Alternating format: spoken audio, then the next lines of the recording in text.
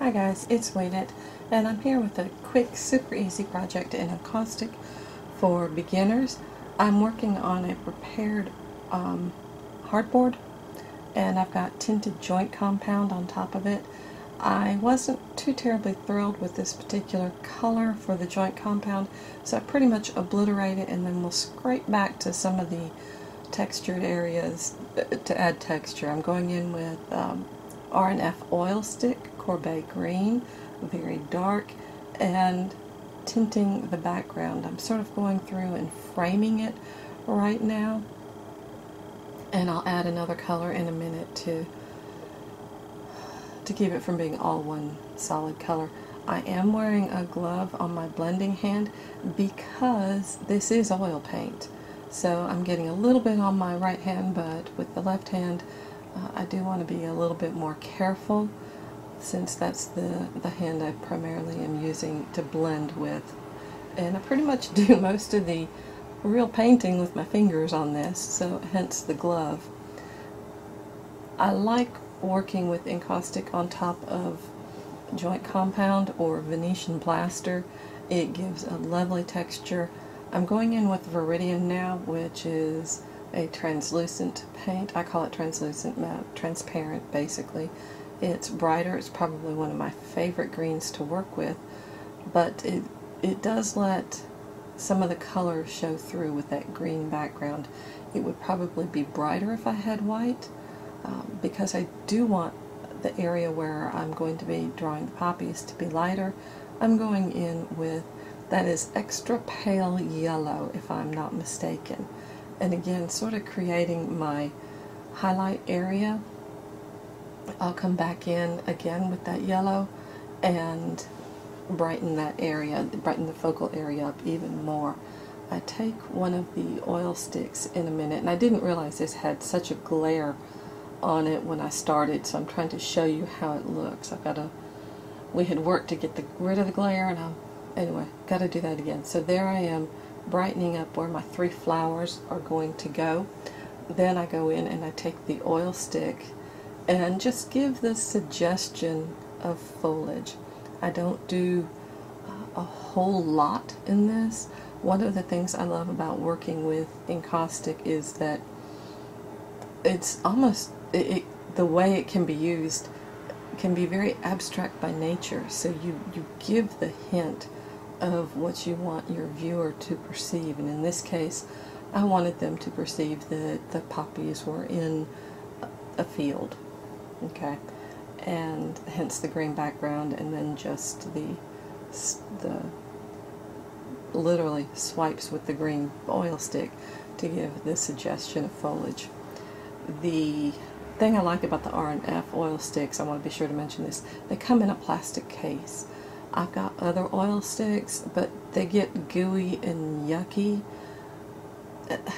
I don't enjoy using them, so they sit there unused, but the R&F have a little case that they come in, and it just seems to protect them. They're much nicer to work with.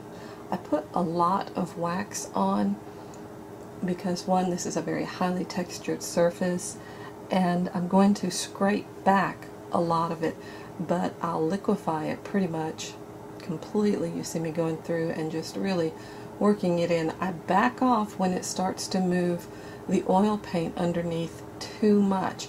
I don't mind it moving around, but I don't want to completely lose my suggestion of foliage in the background. And there you can really see how that glare is.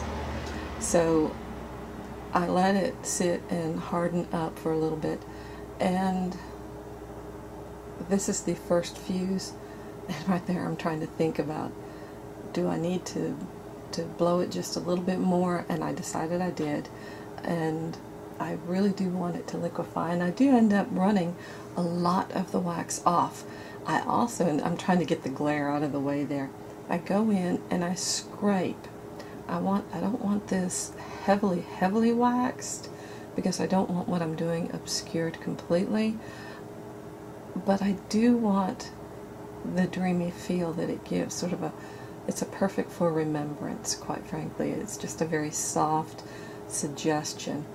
I like going in and removing the wax this way because I can control where I remove it. Also, I am scraping back to that green joint compound background just to give the piece a little bit more texture and a little bit more interest.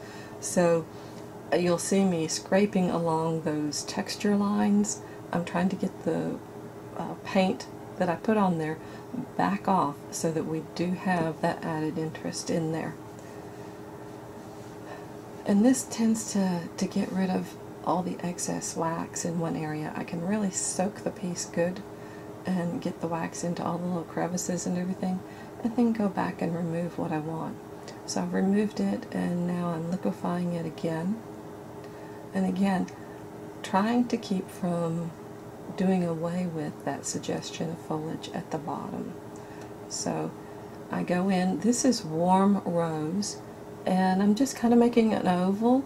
I know where I want my 3 flowers, and yeah, I was trying to figure out what form I wanted with those. So I'm smoothing it out, and I'm kind of trying to freshen the shape up just a little bit.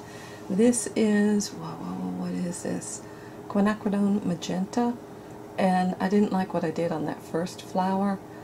I go back and fix it later, and there you can see me trying to figure out exactly what I want to do to suggest, petals and flowers. I don't actually use black on this piece. That is blue ochre that I'm coming in with. I think that it was richer than the black, and I'm using it for the base of the poppies. It helps define that those are poppies, as well as going in, there's the center of a poppy. And I put the stem, and I didn't like it. I go back and change what I do right here to give it a stem. I just didn't care for that. So I do try to work between the warm rose and the what was it, Quinacridone Magenta. I cannot keep remembering that. I got to remember that.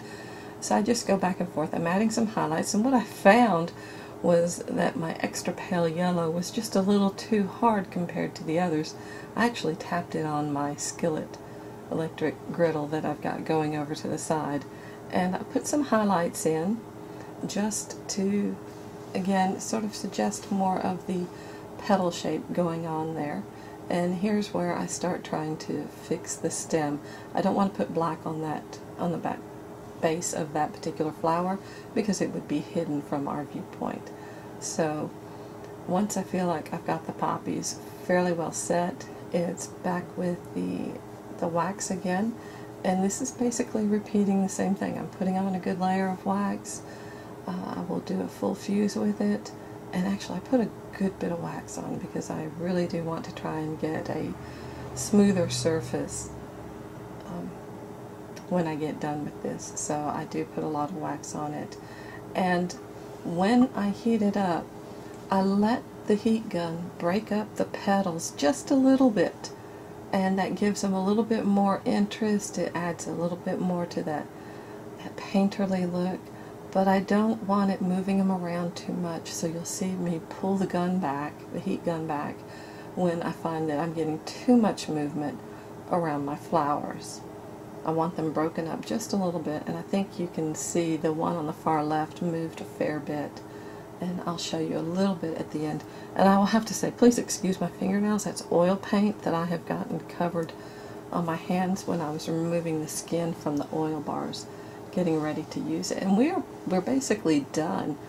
This part is just the cleanup. I'm removing a good bit of the wax so that it's got a soft, dreamy feel, but it's not like, ooh, I'm heavily coated in the wax. This was just a fun, easy way to stop and think about the servicemen, particularly from World War I, but also all servicemen. My father was military, and he did serve in a war, so, and I miss him. I miss him. Thank you guys for watching. If you enjoyed this, there I'm giving you a close-up look. You can see some of the texture that I was talking about you get with the heat gun. Y'all have a great day. See you later. Bye.